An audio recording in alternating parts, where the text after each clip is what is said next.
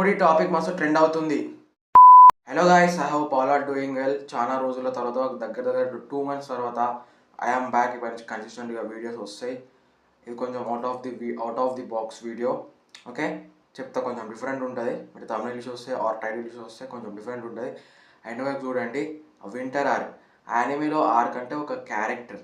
Okay, వాడు ఒక winter పీరియడ్లో అని పర్సనల్ డెవలప్మెంట్ కోసం, డిసిప్లిన్ ఉండడం కోసం, కన్సిస్టెంట్ ఉండడం కోసం కష్టపడుతూ ఉంటాడు. ఓకే, ఇది వింటర్ ఆర్క్. నేను పక్కన పెట్టేస్తే ఎందుకు వింటర్ సీజన్ వరకే ఉండాలి ఆ డిసిప్లిన్, కన్సిస్టెన్సీ?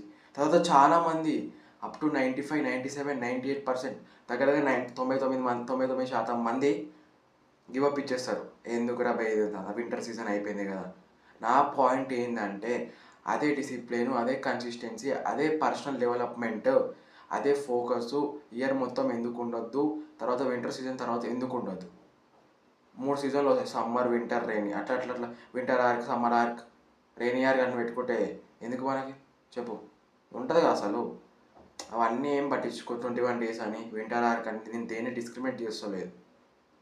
మీరు గివప్ ఇచ్చేస్తారు. అసలు గివప్ ఇవ్వడానికి ఛాన్స్ ఏంటంటే, సరే వింటర్ ఆర్కే తీసుకోండి, ఒక 3 months అనుకోండి. ఒక 10 days 20 days వెళ్తాడు దేని మీద, జిమ్కి వెళ్ళడం అనుకోండి. ఫస్ట్ 20 days 30 days వెళ్తాడు వాడు. తర్వాత రిజల్ట్స్ వస్తలేవని గివప్ ఇచ్చేస్తాడు. అసలు రిజల్ట్స్ గురించి వెళ్తుంది వాడు. ఒకటి చెప్తున్నా, మీరు మైండ్లో పెట్టుకోండి. యాజ్ ఎ బ్రదర్గా, యాజ్ ఎ ఫ్రెండ్గా, ఏమైనా మీకు నాకు అనిపించింది కాబట్టి చెప్తున్నా. మీకైతే ఎవరు చెప్పరు.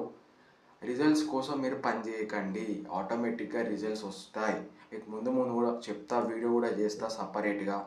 రిజల్ట్స్ కోసం మీరు పని చేయకండి, ఫోకస్ తోట పని చేయండి. ఆ 6 months కానీ, 1 year కానీ, 2 years కానీ, 3 years కానీ, 5 years కానీ, 10 years కానీ కన్సిస్టెంట్గా ఉండండి. కొత్త విషయాలు మీరు నేర్చుకుంటారు. ట్రస్ట్ మీ, కొత్త విషయాలు నేర్చుకుంటారు. మిస్టేక్స్ వస్తే దాని నుంచి ఎట్లా రెక్టిఫై అవ్వాలి కూడా మీరే నేర్చుకుంటారు, ఎవరి హెల్ప్ లేకుండా.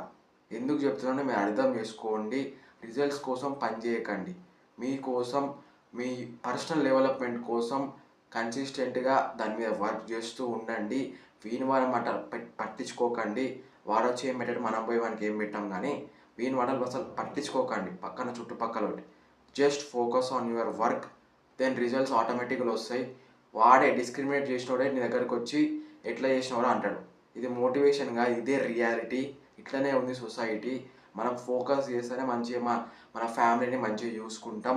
ఈ వింటర్ ఆర్క్ అని, 21 days అని చిన్న గోల్స్ పెట్టుకోండి. ఒకటేసారి నాకు 6-pack బాడీ రావాలి, ఆ రోజు 6-pack ఫస్ట్ అయితే 1 week మంచిగా వెళ్ళాలి. జస్ట్ మైండ్లో ఫిక్స్ అవ్వండి, 1 week కన్సిస్టెంట్గా మంచిగా వెళ్ళాలి, కొంచెం డైట్ మంచి ఫాలో కావాలని వెళ్ళండి. ఓకే, ఐ హోప్ మీకు నచ్చింది అనుకుంటున్నా.